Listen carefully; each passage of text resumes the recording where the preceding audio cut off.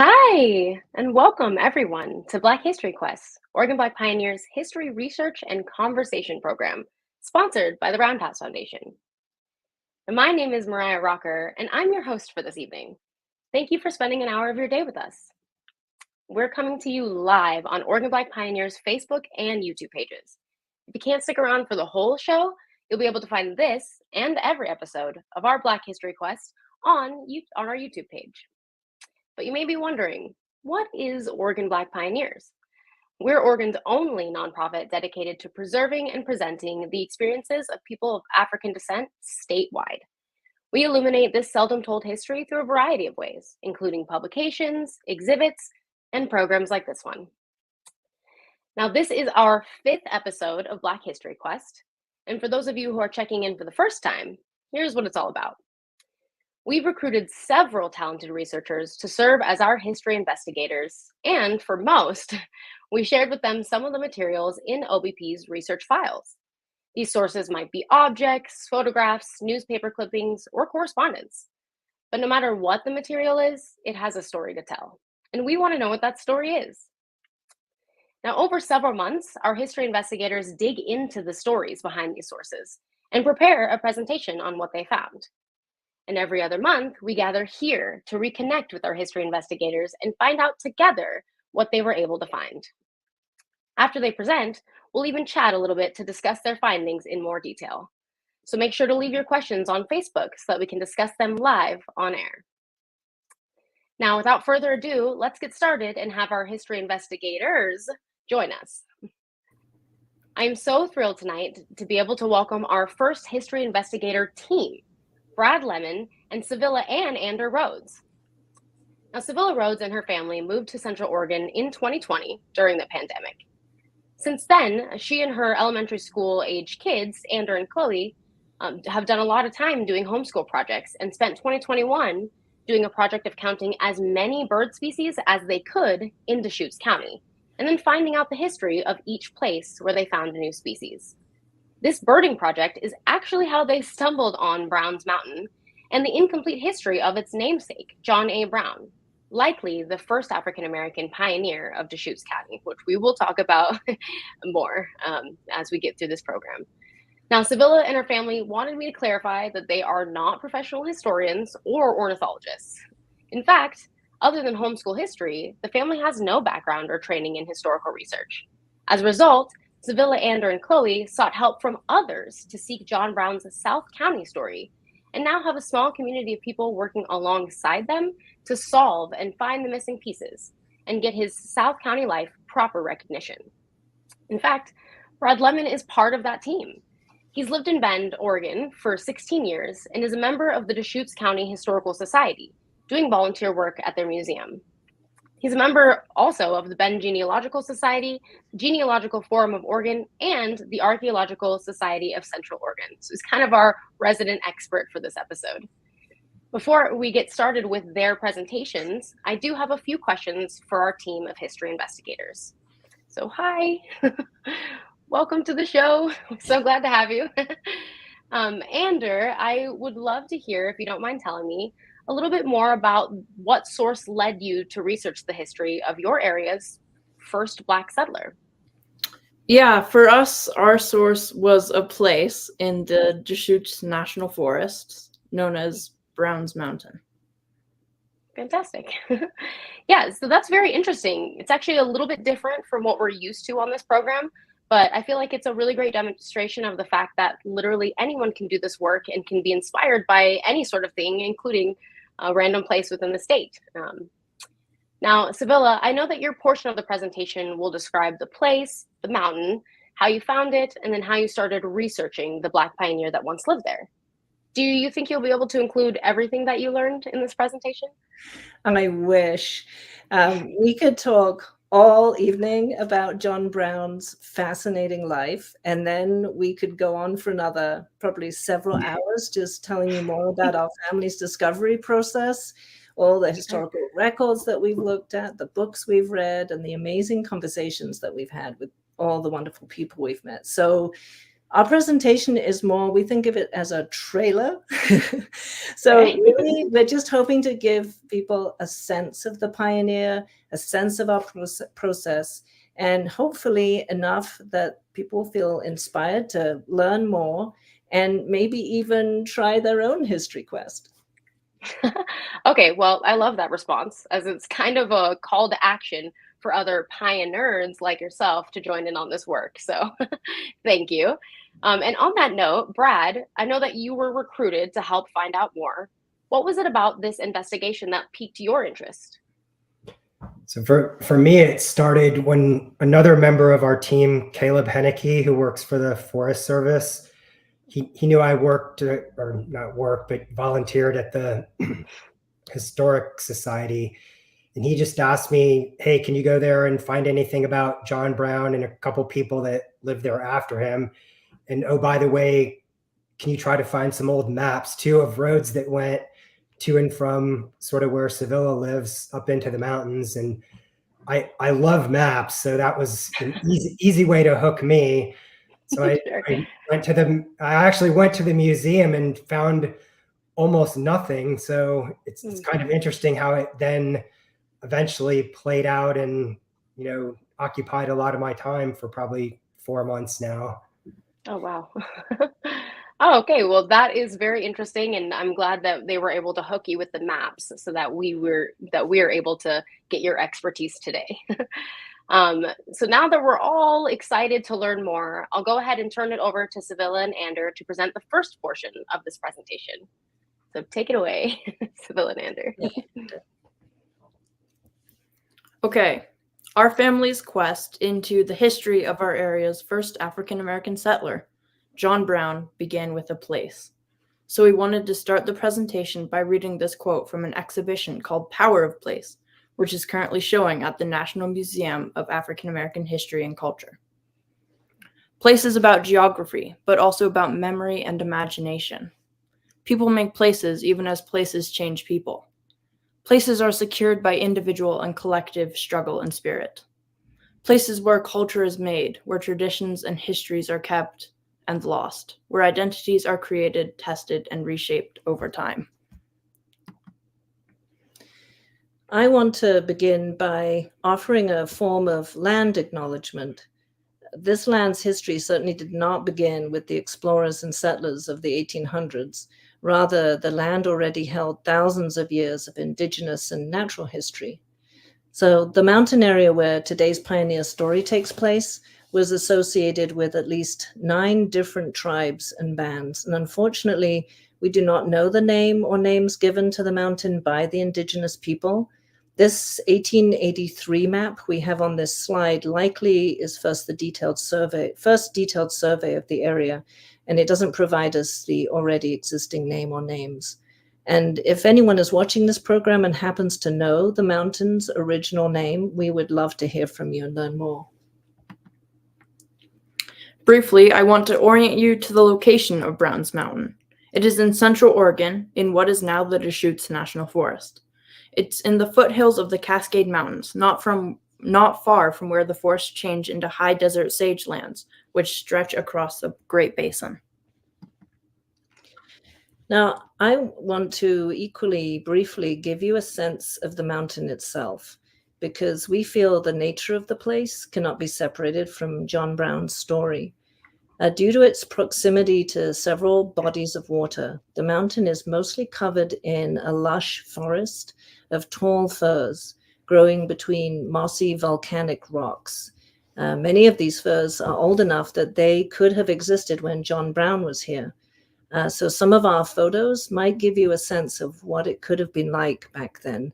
And also back in the 1890s, when we think John Brown was in this area, there would have been very few people on this mountain. And most certainly they would have been outnumbered by bears, grizzly and black bears, wolves, and mountain lions. Back in the 1890s, Browns Mountain was not only a wild, rocky forest, but it was also kind of a natural fort because it backed up to wilderness mountains, and there was water on the other 3 sides. To the east is the Deschutes River, which, back then, was one of the most stable large rivers in the country.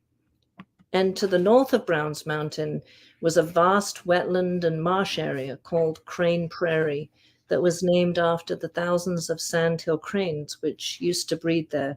The marsh is now a reservoir. To the south was a wide, heavily wooded creek and another large wetland marsh, which was created by beavers. Browns Mountain is about 5,350 feet high, so usually the snowy winters make it hard to access the area for at least half the year. So, how did our family find this remote and wild mountain? And how did the place lead us on a quest to uncover the lost history of Deschutes County's first Black pioneer? So some might say that we were led to the mountain and the Black pioneer's history by a bird with, coincidentally, black plumage. What happened was that back in 2021, the kids and I were standing by Crane Prairie Reservoir looking for waterfowl species for a homeschool bird project, when suddenly we heard the rather eerie cry of a pileated woodpecker echoing off the steep forested slopes behind us. We were super excited because we'd never seen this species in Deschutes County. They aren't rare here, but they can be really hard to find. So we quietly followed the cries up the mountain, and eventually we spotted the bird that you can see here in the photograph. Despite being a relatively large woodpecker, with their black plumage, these birds have a way of becoming invisible by melding with the tree shadows. This bird had flitted through the dark wooded spaces like a black ghost as it had led us up a mountain that we might not have otherwise explored. As part of our homeschool project, we had to find out the history behind the names of every place where we found a new species. So, after we found the pileated woodpecker, we looked on a map and saw the mountain was called Browns. For other places where we'd found new species in the county, it had been pretty easy and quick to find the origin of the name. Often you'd find out just by asking local people or looking in the Deschutes County Pioneer history books. But we could not immediately find the source of the name Browns Mountain. Googling Browns Mountain did not help because there are way too many places with the name Brown, and you get zillions of results, which would take way too long to read all of them. So my mom suggested we go on a field trip to the County History Museum to see if we could find out why the mountain was called Browns. And so off we went to the museum, and we looked around the exhibits, and we asked the volunteers if they knew anything about where Browns Mountain got its name.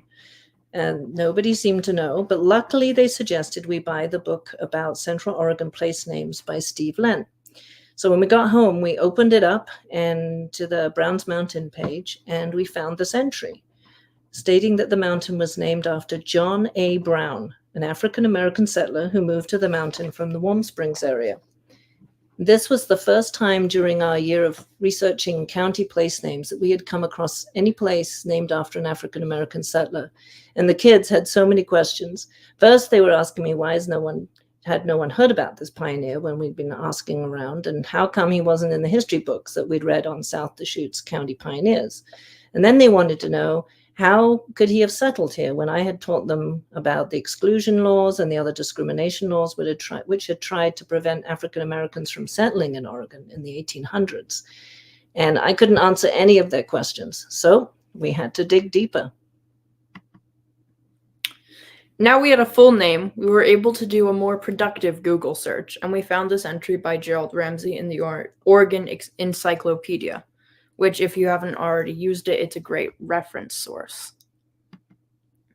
We read with fascination how John Brown, an African American, was one of the first settlers around 1880 to the Madras area, where he had a house, a wife, and child with an irrigated fruit and vegetable farm, which produced enough for him to sell in the Prineville market. We then learned that perhaps around 1890, John Brown left his farm and moved to the mountain that now bears his name. We also learned John returned from Browns Mountain at the end of his life and died penniless in Prineville in 1903. Knowing the remote and wild nature of Browns Mountain, we all immediately asked ourselves the same question.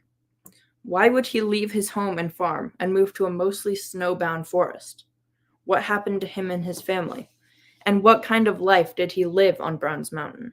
How did he survive out there for as long as he did?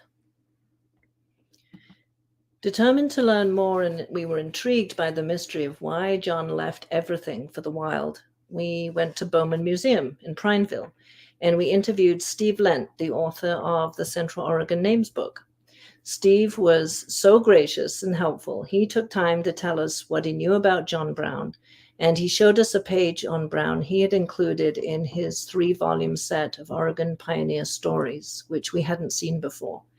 And by the way, I want to note that this book is a great reference source for the lesser-known pioneers, and Steve Lent made an effort to include pioneers, particularly women who might not otherwise have been remembered. So when we asked Steve why John left his home and farm for the wild mountain, he said he wasn't sure anyone had actually ever answered this question. And he said there was very little known about Brown's life around the mountain. He did, however, suggest the move may have had something to do with the death of a close friend and protector, Till Glaze.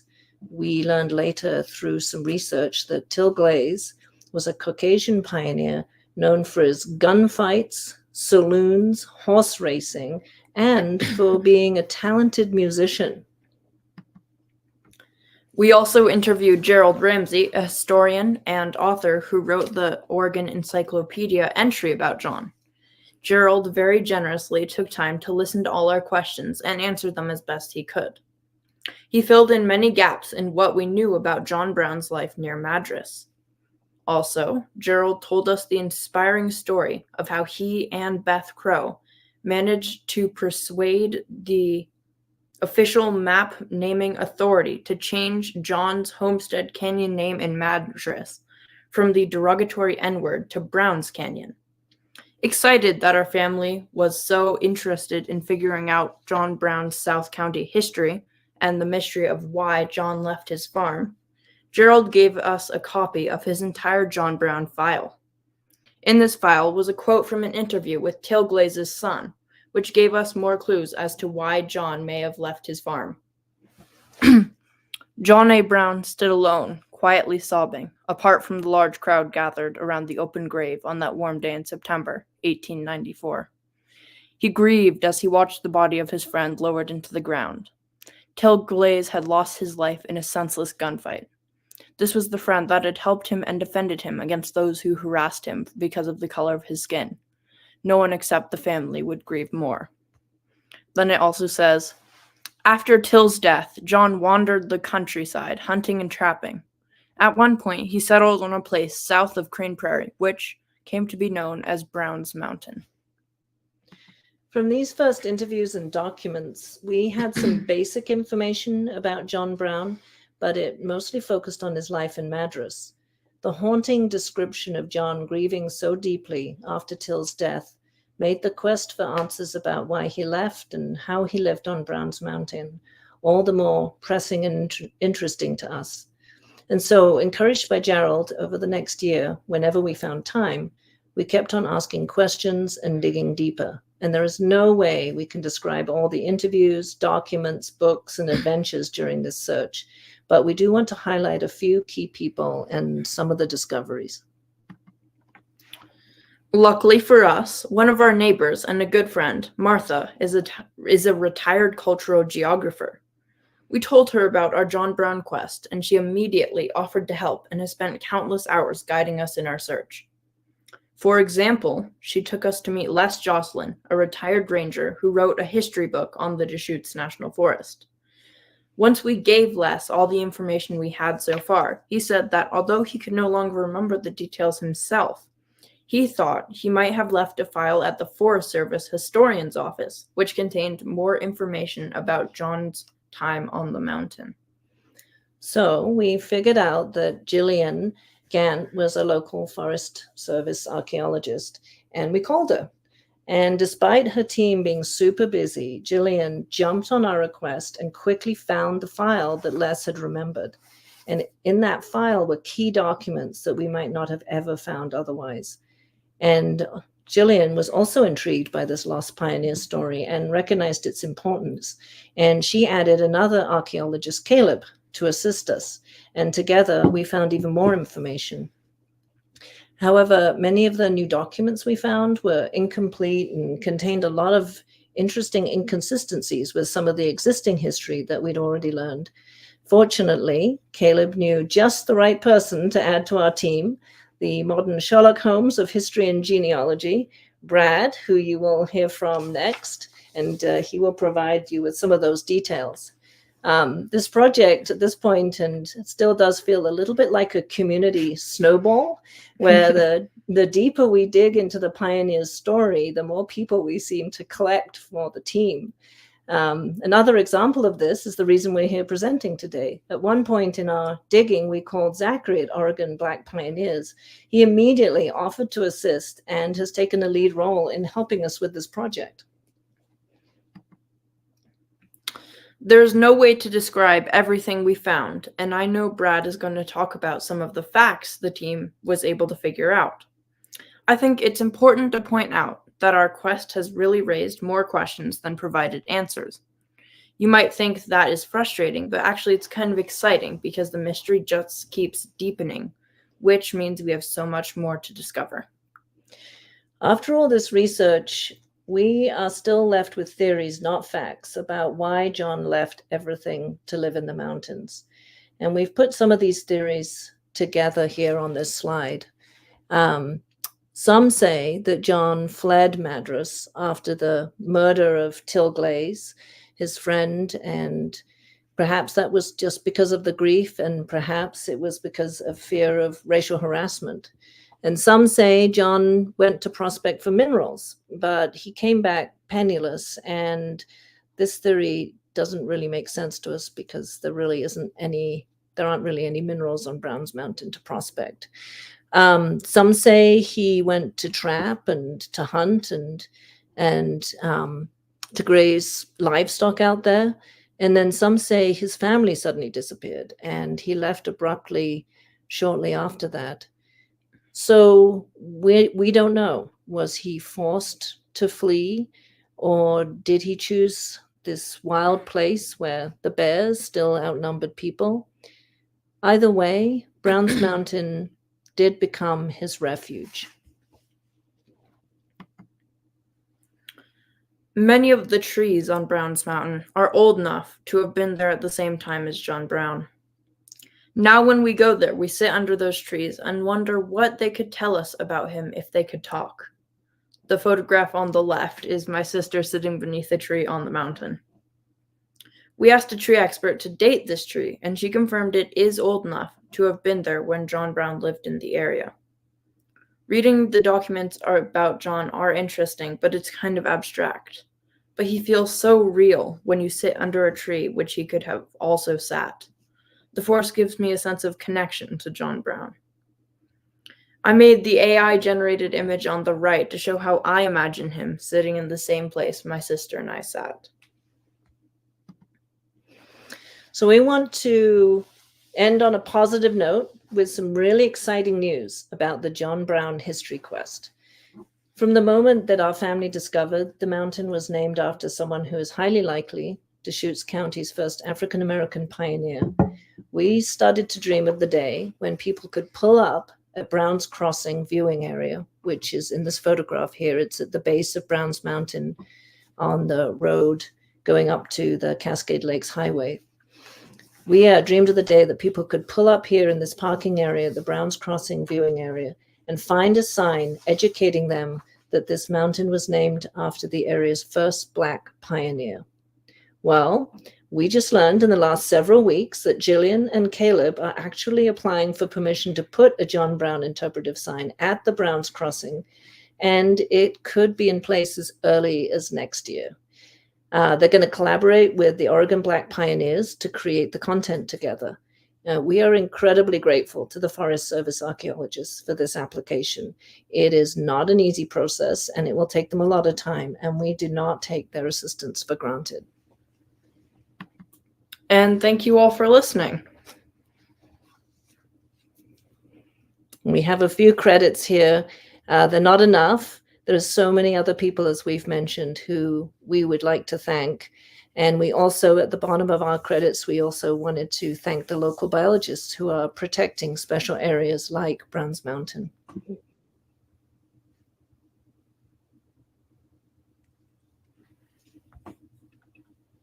All right, wow. Thank you so much, Seville and Ander, for that detailed look at both what we know about Johnny Brown, as well as what this type of research looks like, how pulling a thread can lead to new discoveries and more mysteries to dive into. I feel like this overview really set the stage perfectly for the new information uncovered by Brad and others that are interested in this history. So in fact, let's have our own modern Sherlock Holmes of genealogy and history, Brad Lemmon, return so that he can share this part of the story. So I'll go ahead and let you take it away, Brad. All right, hopefully everyone can hear me. So we believe that John lived in Oregon for at least 25 years. So his 1900 federal census says that he was born in Canada, in the English part of Canada, that his parents were born in Georgia. And I got some demographic data about Canada. So likely he probably just lived, or his parents went probably just slightly over the border around either Detroit or Buffalo. We have 5 different documents that have his age on it: a 1900 census, a 1903 obituary, 1900 and 1902 voting records, and an 1888 homestead proof. So all 5 of those documents have, would correlate to slightly different birth years. The homestead proof is kind of hard to read, so we don't exactly know what age that shows. As Seville and Ander mentioned, Warren Glaze, who was his friend Tillman Glaze's son, gave some verbal testimony in the 60s and 70s and makes it clear that Tillman and John met over in Polk County, but we really don't know, when he got over there, but we think, anytime in the 1870s or sooner.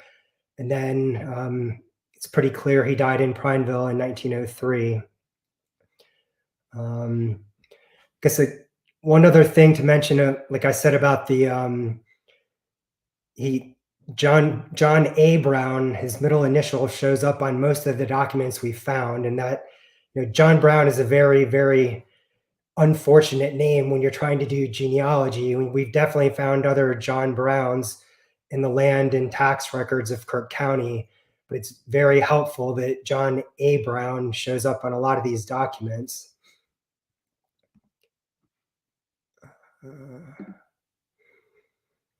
All right, here's another sort of overview of John's time in Oregon. I know that's kind of hard to read, but on the left-hand side is Salem and Eugene. On the right-hand side is Madras, Redmond, and Bend, and then Browns Mountain. So as Sevilla said, we really have no idea why John left Canada. We have no idea really why he left Polk County. We have no idea why he left his homestead up near Madras and Warm Springs. We do have some amount of evidence that indicates he may have left the Browns Mountain area because he had a few serious illnesses, and he was also probably, in his 60s at that point, and he was, living up there alone. So that had to have been, a very hard thing to pull off.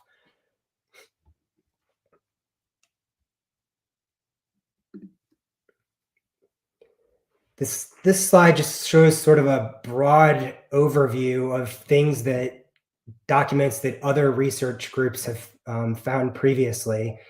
So really some of the Oregon geographic name books that started coming out in the 20s did have John Brown in them. So there was sort of groups back in the 20s and 30s that knew a little bit about him. And then other research groups kind of 20 years ago found most of the documents on this page.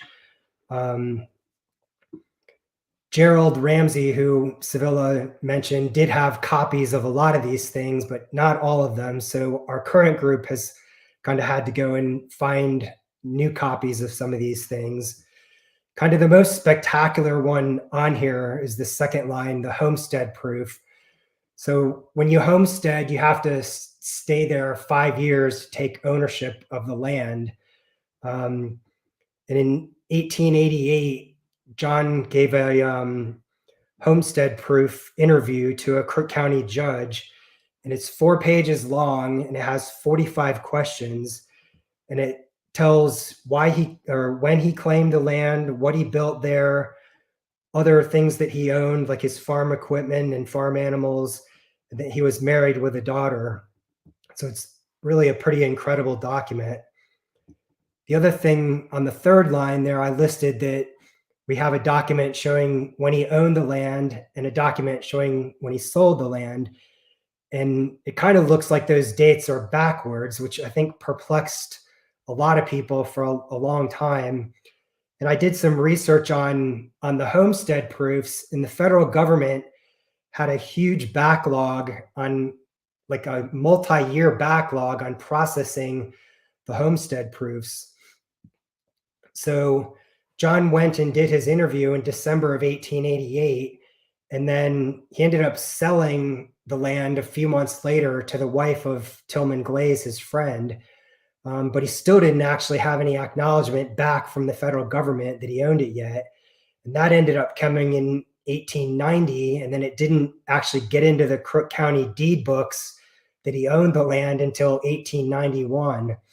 So it was kind of took some historical sleuthing to figure out why those dates seemed all out of whack. Another interesting thing about the sale was that he sold the property to Ann Glaze for $500, and she sold it a couple months later for $1,300. So that's kind of a little question in itself. You know, was she the only one willing to buy it, and did he really have to sell it fast for some reason? Did she give him those extra $800 when she sold it 2 months later? As of now, we really don't have any answers to any of those questions. So here's a list of documents that sort of this current group has found. I'll talk about most of these more in the upcoming slides. And just still one thing to note about this slide is still everything's in the 1880s and later, and that's also applied to the previous slide. So we really have the earliest document we have is John claiming the homestead land up by Warm Springs and Madras in December of 1888. We don't really have any other documents earlier than that.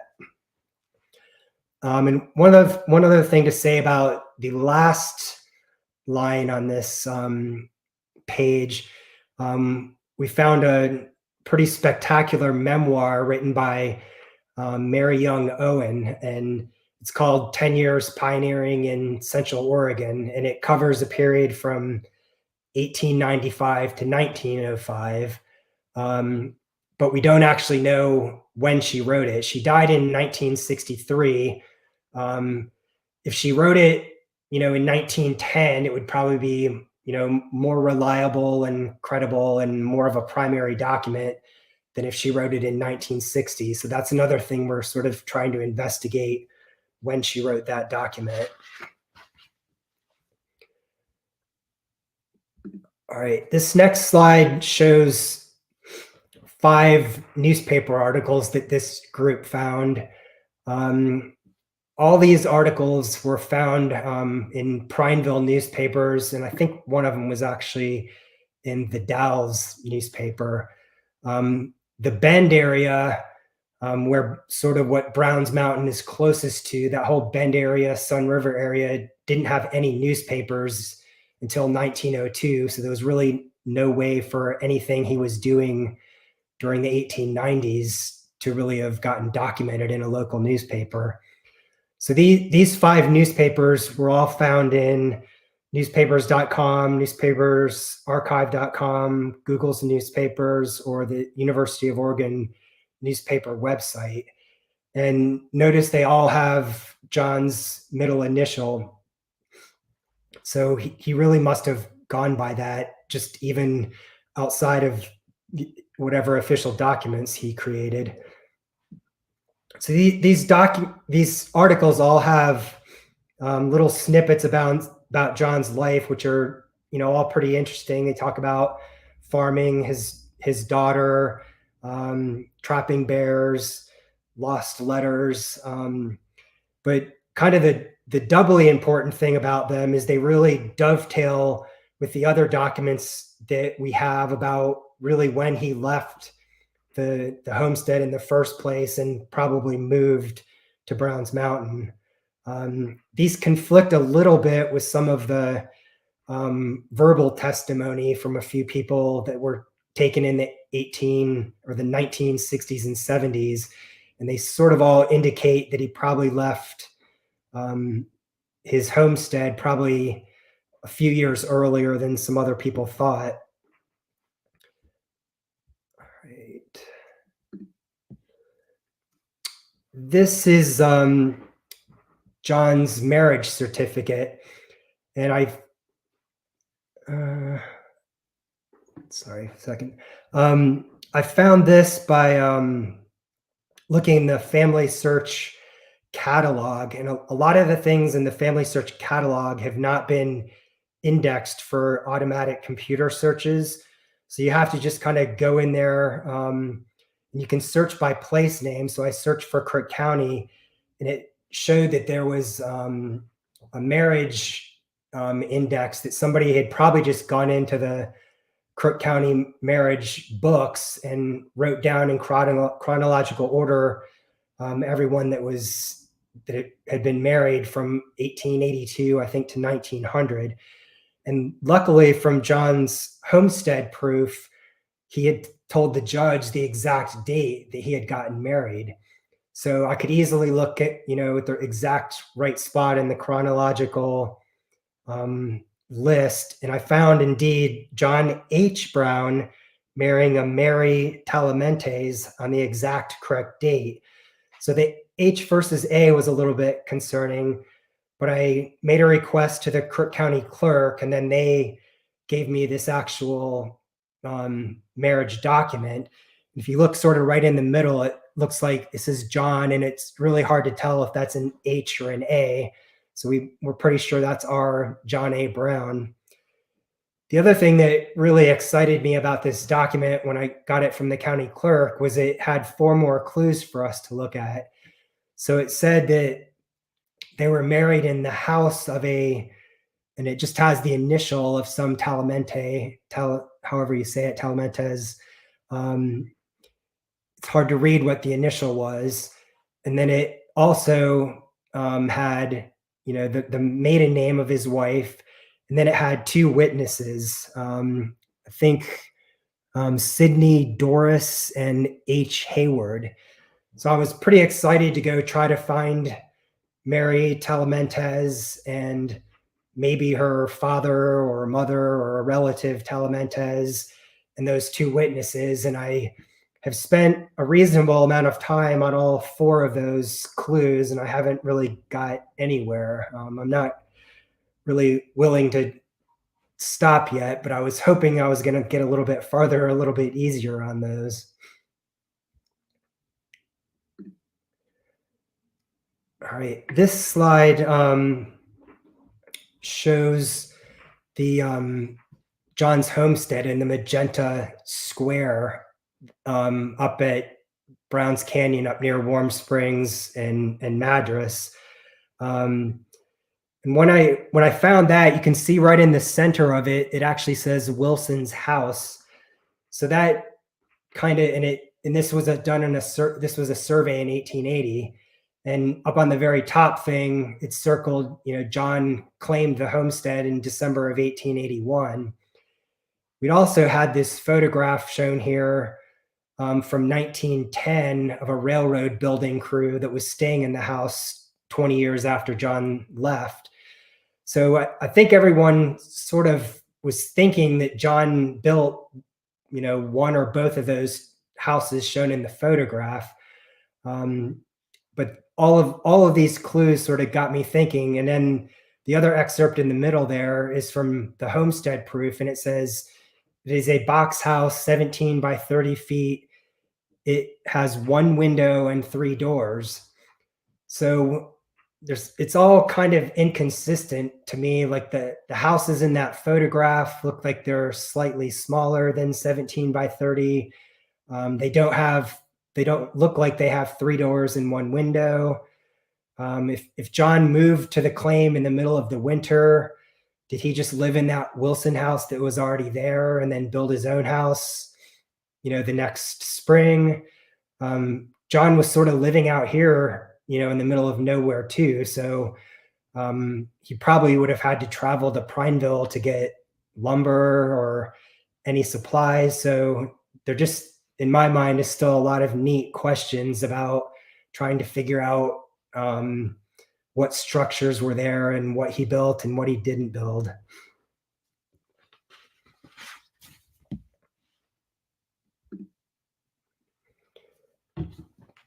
All right, this map on the left, Sevilla showed with the cross hatching sort of on the top part of the left map is Brown's Mountain, and then that little creek in the very center is Brown's Creek, and then the wider thing on the right hand side is the Deschutes River.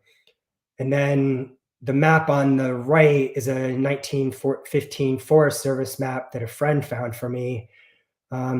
We think John lived in this area from 1889 to 1898. And sort of the main point of this slide was that we're trying to figure out, did this mountain really get named after our John Brown? And it's kind of good news that a map shortly before he got there doesn't have Brown's Mountain or Brown's Creek on it. And then a map that was made shortly after he left does have Brown's Mountain and Brown's Creek on it. And then a land claim for an area sort of where he lived up there. That little snippet at the bottom says there was a cabin constructed by a colored trapper by the name of Brown. So sort of all these little pieces of evidence sort of lead us to believe that it was really our John Brown that the creek and mountain got named after.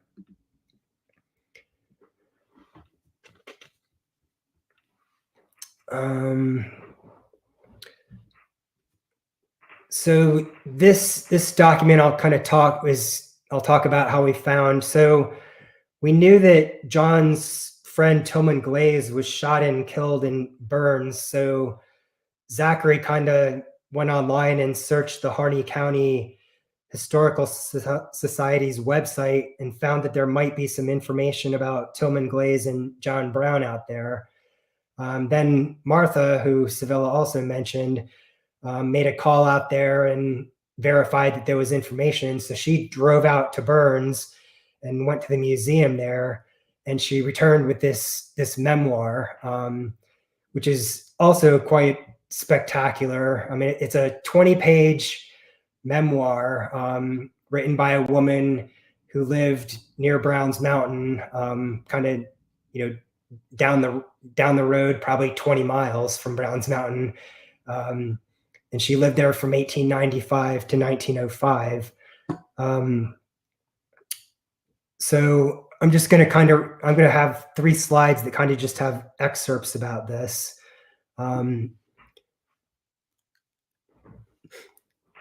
So when we had lived on the Deschutes about a year, one of the Dillman boys came to our house and said John Brown was sick up in the mountains. He was a trapper. He was quarter French, quarter Irish, and half Negro. When he went to trap, he lived mostly on bread and meat, didn't have enough fruit and vegetables, so he had the scurvy. They asked for potatoes, but we were out and lived 50 miles from Prineville, which was the nearest store at that time. Mother gave him some onions, some canned tomatoes, and a bottle of medicine called August flower. It was black and bitter as gall. I was glad to see the old bitter medicine go out of the house. He recovered and later came to our house inquiring for Pa. He had never met him till that day. And so on the right is a kind of a bottle of August flower, and I did some Googling and found out the main ingredient of that is laudanum, which is a mixture of alcohol and opium. So I like learning other historic facts like that as you just go through this process. So here's another excerpt from that same memoir. He had been married. He and his wife separated. He told the boys one day when he was working with them, "A good wife is nice to have, but I sure lived with a blank of a blank for a while."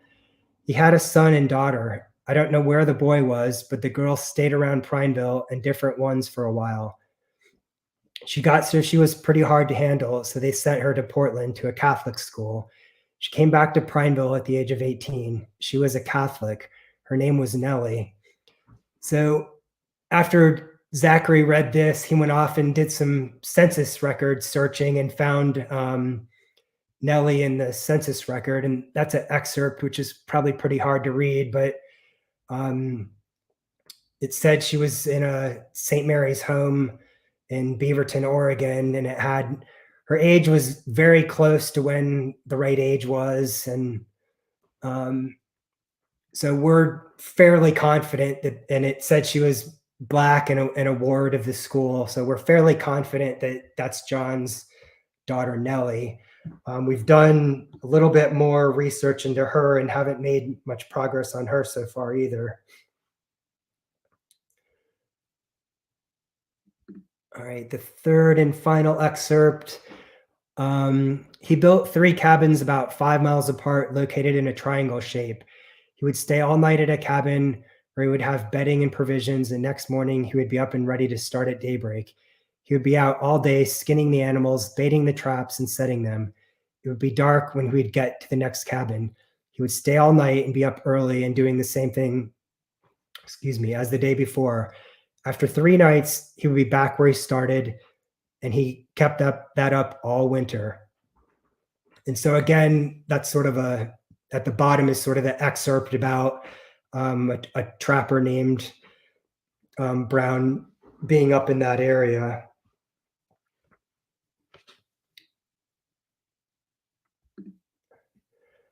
All right, sort of this slide is sort of things we're still working on. I kind of mentioned we're trying to find out anything about Nellie Brown and any descendants. So we're using sort of the genealogy websites. Someone at the Genealogy Society or the Genealogical Forum of Oregon read the memoir and wrote like a 2-page memo back to me about trying to find Catholic school records in Beaverton and different Catholic church records to try to find down in Prineville in the Diocese of Baker. So we've sort of been working on those so far. We haven't found anything, but we're not ready to give up on those. Like I said, we've tried to work on finding more about his wife, and that hasn't really panned out yet, but we have a little more work to do there. I've been going to the Deschutes Historical Museum and trying to find any old interviews or memoirs of all the early homesteaders that lived along the Deschutes River that John would have interfaced with when he was going back and forth to the mountain with his skins or to get supplies. Been trying to find more documents about the homestead proof up near Warm Springs. Beth Crow 20 years ago originally got that homestead proof from the National Archives, and some of Gerald's notes said that she had it on microfilm at Family Finders, which was a genealogy group up in Madras. They went defunct about 10 years ago, but all of their microfilm is actually now owned by Jefferson County Library, but they have it in storage. So I've been trying to get my hands on that actual microfilm to see if there's any other supporting documents besides that homestead proof. There's also, I think, 1853 and 1856 Polk County censuses at the state archives in Salem. I've been emailing back and forth with them on trying to get a hold of either the actual microfilm or getting them to go look in the microfilm for us to try to find John over in Polk County. And then I've been looking in Canadian genealogy websites to try to find John and his parents up there. And in that memoir, it actually said John's father was Black. So if his father was Black and he lived in Georgia and he was free, his actual name may show up back in like 1820, 1830, 1840s Georgia federal census records. Because I think I went and looked up that there was about 1,800 free Black people living in Georgia in 1820. So if he was there as a free person, his name should show up in the census records. That's probably sort of what we're going to work on. And then somehow my last credit slide isn't showing up, but I do want to just thank again. So Beth Crow and Francis Juris, they're both deceased, but they did, when you go look at the records they found, you can tell they put a tremendous amount of work into finding a lot of these documents. And then I also wanted to thank a guy named John Fry, who's a Bend area historian. He found me some maps and newspaper articles, and then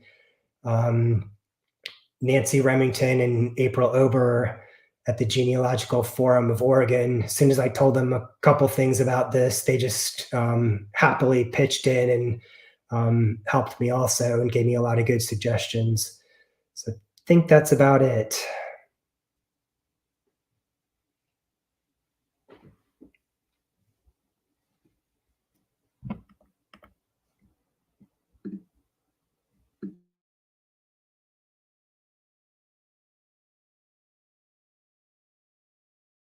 I'm muted, but thank you so much. Thank you so much, Brad, for that incredible overview of what you were able to uncover and for giving us additional details.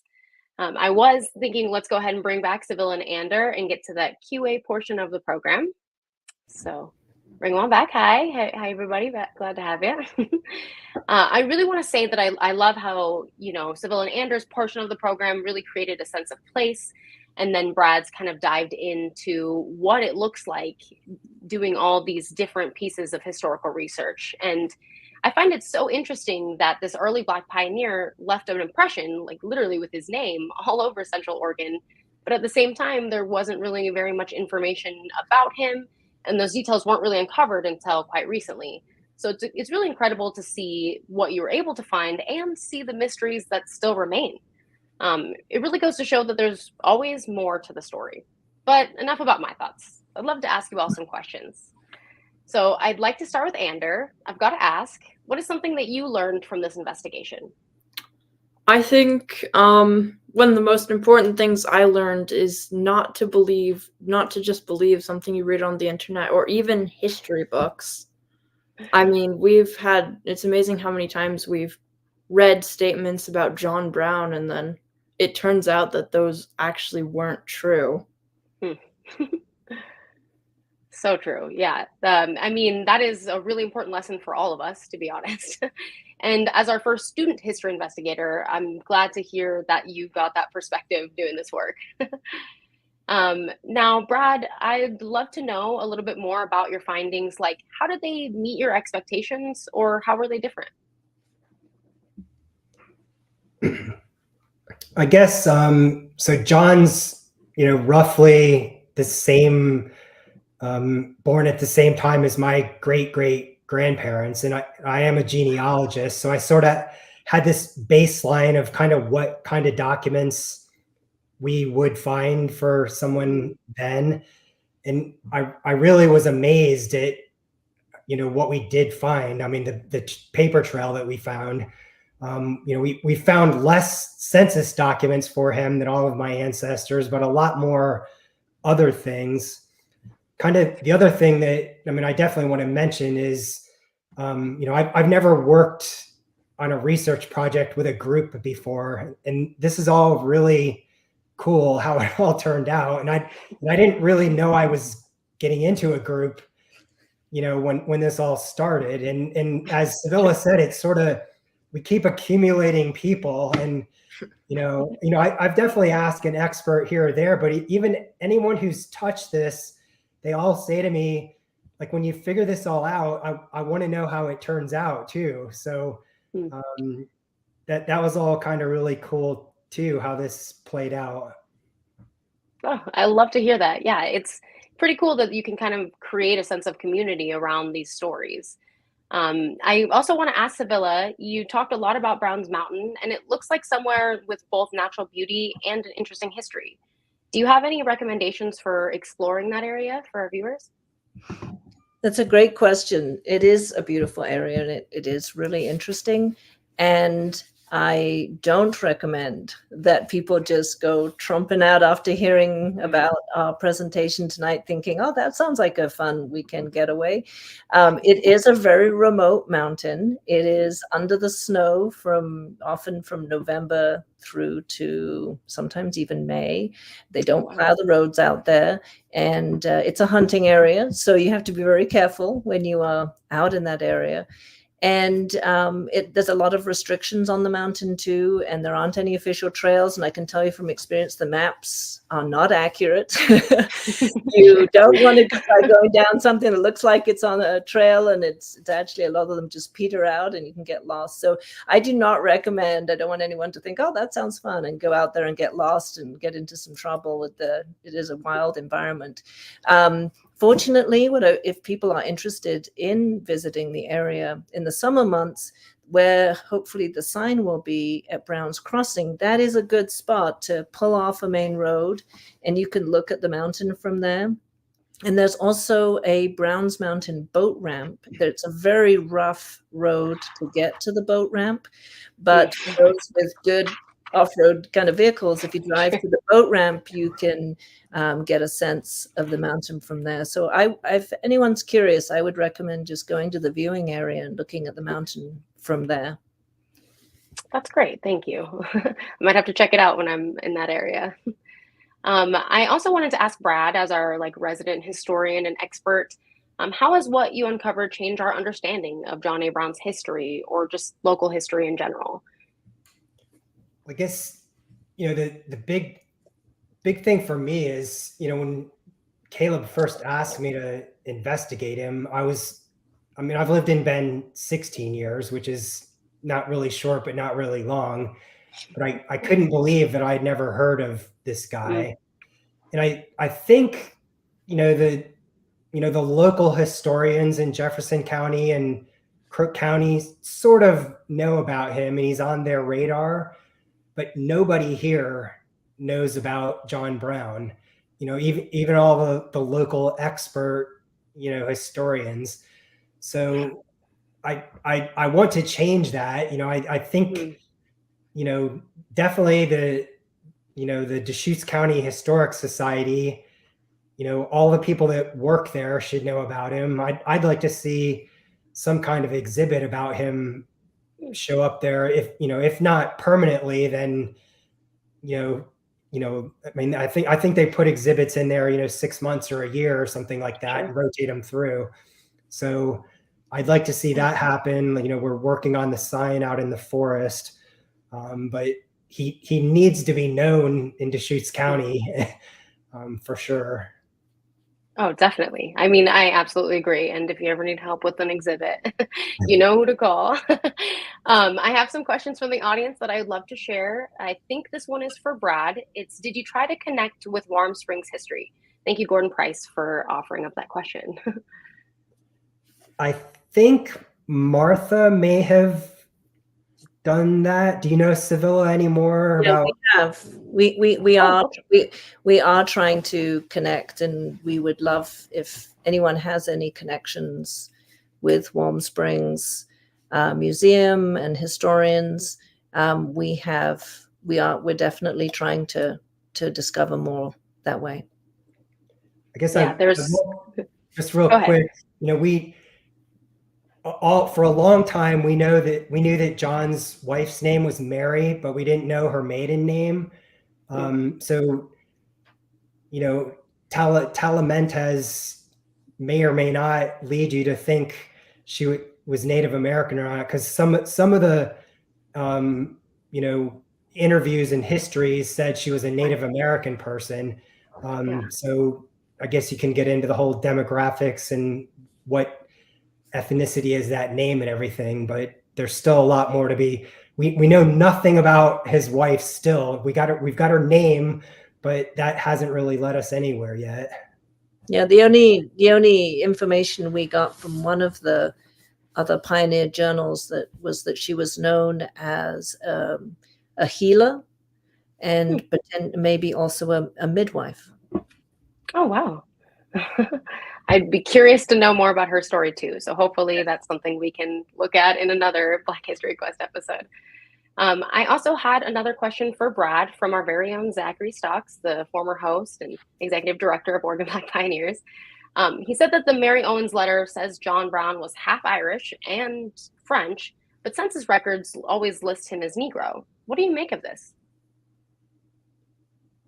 Like, I guess there were in various times, you know, each census every 10 years sort of had the official races that you were allowed to list. And definitely mulatto was one of the things you could list. I don't have it memorized which years had mulatto as a race, but I believe in the 1 year that we found him, black was allowed or was one of the 4 choices, and mulatto wasn't. So, but I would definitely have to go back and look at each 10 years. What did they want you to write down? Oh, sure. And if they based it just on the way that he looked, we did find, I believe, the documents that Martha found in Burns, in that journal, that I believe the pioneer described watching John Brown making some food or something and mentioned his black hands on the white flour. Am I remembering that right, Brad? So that was an indication that it was notable enough for her to mention in her journal being fascinated with seeing his black hands on the white flour as he was cooking. That's very interesting, and a great point about how, you know, perception really plays into this as well, especially when we're looking back at that sort of history. For you, Sevilla and Ander, Zachary also had a question. You spoke beautifully about the power of place. I mentioned it myself. As area residents, what feelings do you all feel when in that place, now that you know the John Brown story there? I mean, as I said in the slide around the trees and the connection, I mean, it makes you feel more connected to the history of a place. Makes you, in general, for me, feel more grounded and connected to the place and able to learn more.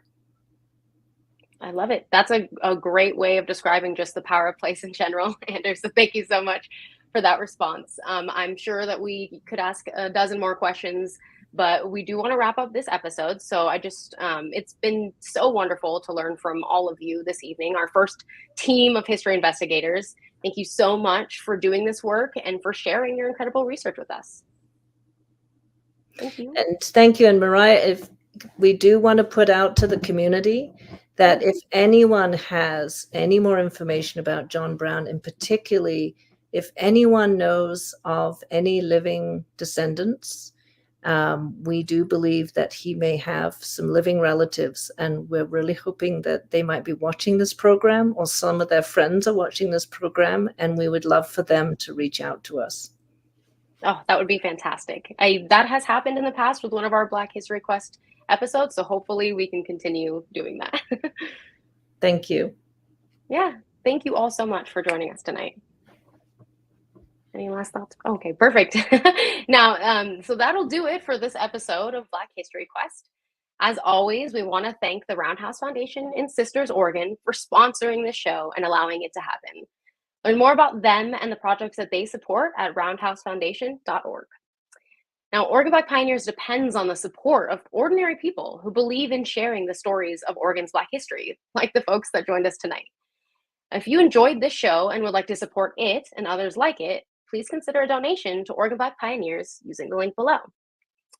And if you have any questions about this episode or any additional information to share with us, or want to become a history investigator yourself, please send an email to hello@OregonBlackPioneers.org. Now, stay tuned for the next episode of Black History Quest in March, where, as always, we'll try to answer the question, how can one source change history? Thank you so much for joining us, and good night.